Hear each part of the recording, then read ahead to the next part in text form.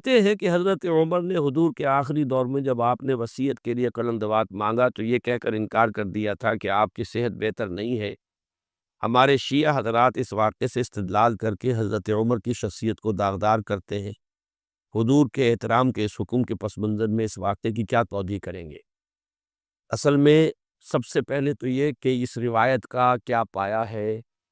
اس میں ظاہر بات ہے کہ یہ تو اہل تشیع اور اہل سنت کے مابین جو بڑی جھگڑے کی روایتیں ہیں ان میں سے ایک روایت یہ بھی ہے، قرطاس والی روایت۔ اس کا سند کا درجہ کیا ہے، جب تک ان کی پوری تحقیق نہ کر لی جائے گفتگو کرنے کا کچھ حاصل نہیں ہے۔ باقی یہ کہ بالفرض ایسا ہوا ہو تو حضرت عمر کے اس فعل کی توجیہ یہ ہے کہ حضور پر بھی جو طبعی کیفیات ہیں وہ وارد ہوتی تھی۔ آخر جب آپ کے جسم مبارک سے خون بہت بہہ گیا تو آپ پر بے ہوشی بھی طاری ہوئی تھی۔ بے ہوشی طاری ہوئی تھی کہ نہیں ہوئی تھی؟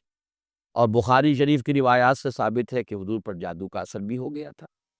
اس پہلو سے اگر عالم نزا کے وقت آپ کی کیفیت ایسی ہو گئی تھی جس کے بارے میں حضرت عمر نے یہ رائے طائی کی تو اس میں کوئی کفر نہیں ہے، کوئی غلط بات نہیں ہے۔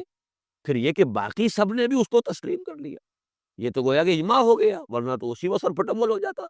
حضور صلی اللہ علیہ وسلم کے صحابہ جو ہیں وہ ایسے تو نہیں تھے کہ اس قسم کے معاملات کے اندر اگر وہ بات معقول نہ سمجھتے تو وہ اس وقت حضرت عمر سے نہ لڑتے، لیکن یہ کہ یہ بات تسلیم کر لی گئی تو اس کا مطلب یہ ہے کہ اس میں وزن تھا۔ اگر یہ روایت صحیح ہے، باقی میں نہیں جانتا اور میں نے ان چیزوں کو اپنا موضوع نہیں بنایا ہے، جن چیزوں سے کہ یہ جھگڑے متعلق ہیں میں تو ان چیزوں کو اپنا موضوع بنائے ہوئے ہوں جن میں اتفاق ہے، اور ہم چاہتے ہیں کہ ان کی بنیاد پر ایک دعوت اٹھے، ہم جد و جہد کریں، کوشش کریں۔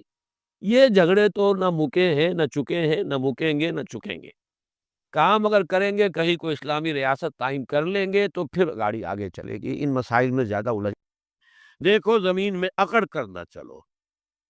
یہ تمرد اور تکبر اور یہ انسان کا اپنے آپ کو کچھ سمجھنا، یہ ہم اس سے پہلے پڑھ چکے ہیں حضرت لقمان کی نصیحتوں میں بھی۔ اس لیے یہ تکبر جو ہے بہت بری شے ہے، جیسا کہ میں عرض کر چکا ہوں، اس موقع پر بھی میں نے عرض کیا تھا، فرمایا گیا ہے ایک حدیث میں لا يدخل الجنت من کان فی قلبہ مثقال حبۃ من کبر، جنت میں ہرگز داخل نہیں ہو سکے گا وہ شخص جس کے دل میں رائی کے دانے کے برابر بھی تکبر ہے۔ اللہ تعالیٰ فرماتا الکبر ردائی، تکبر تو میری چادر ہے، یہ ایک ایسا لباس ہے جو مجھے زیب دیتا ہے۔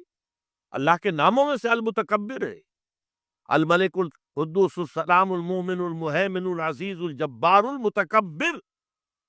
اگر آپ تکبر کرتے ہیں تو یہ ایسا ہے کہ جیسے کسی کی شانے سے، اس کے کندھے سے اس کی چادر کھینچ لی جائے۔ یہ عرب میں بھی اور ہمارے ہاں پٹھان کلچر کے اندر بھی یہ سب سے بڑی توہین ہے اگر آپ نے کسی کے کاندھے پر سے اس کی چادر کھینچ لی، گویا کہ اسے آپ نے ننگا کر دیا، اور اس توہین کا پھر وہ بدلہ لیتا۔ تو تم میری چادر گھسیٹ رہے ہو میرے کاندھے سے، یہ تو میری ردا ہے۔ عام طور پر تو سوچا جائے گا کہ نیکی کا تعلق تو عمل سے ہوتا ہے، ایمان جو ہے وہ کسی عمل کا نام نہیں، ایمان تو در حقیقت ایک ذہنی اور قلبی کیفیت ہے۔ لیکن واقعہ یہ ہے کہ نیکی کی اصل روح جو ہے وہ ایمان، اس لیے کہ ہر عمل کے دو پہلو ہوتے ہیں، ایک عمل کا ظاہر ہے اور ایک اس کا اصل مقصد باطنی طور پر اس عمل سے مقصود کیا ہے، موٹیویشن کیا ہے، جذبہ محرکہ کیا ہے۔ یہ دو چیزیں بالکل علیحدہ ہیں۔ تو یوں سمجھ لیجئے کہ نیکی کے ظاہر کو صرف نہیں دیکھنا کہ یہ نیکی کا کام ہے، بلکہ دیکھنا یہ ہوگا کہ اصل میں اس کی موٹیویشن کیا ہے، اس کا جذبہ محرکہ کیا ہے۔ وہ جذبہ محرکہ ہے جو ایمان کے ذریعے سے، ایمان باللہ، ایمان بالآخرہ، ان دونوں کے اندر نیکی کے لیے ایک مثبت جذبہ محرکہ بھی ہے اور بدی سے بچنے کے لیے ایک منفی جذبہ محرکہ بھی ہے۔ اللہ کی محبت، love of God, to please اللہ، اللہ کو راضی کرنا، رضائے خداوندی کو اپنا مقصود بنا لینا، یہ جذبہ محرکہ ہے جس کے تحت انسان نیکی کرے، بھلائی کرے، خیر کرے، یہ مثبت جذبہ ہے۔ لیکن اس کے ساتھ ہی منفی پہلو بھی، اللہ ناراض نہ ہو جائے، اللہ کی سزا سے بچنے کے لیے، اللہ کی ناراضگی سے بچنے کے لیے انسان نیکی کا کام کرے، بدی سے رکے۔ اسی طرح جذبہ آخرت جو ہے، ایمان بالآخرہ، تو جنت کی طلب میں نیکی کا کام کرنا اور دوزخ سے بچنے کے لیے بدی سے بچنا، تو گویا کہ ایمان بالآخرہ اور ایمان باللہ دونوں میں مثبت پہلو بھی ہے، منفی بھی ہے۔